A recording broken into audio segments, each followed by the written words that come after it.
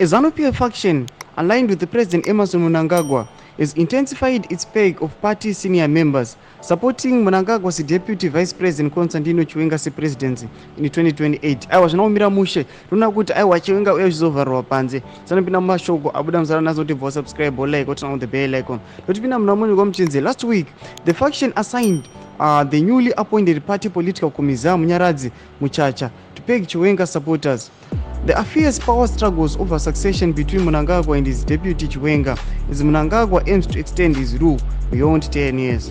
The pegging process, termed as restructuring exercise, began over the weekend across all provinces. This initiative is the first step towards building ZANU-PF lower structures, registering new members and taking stock of current members. ZANU-PF has dispatched Politburo-led teams at all 10 provinces to conduct the witch hunt exercise. Whenever the ZANU-PF leadership feels threatened by internal power struggles, the ruling party carries out such exercises.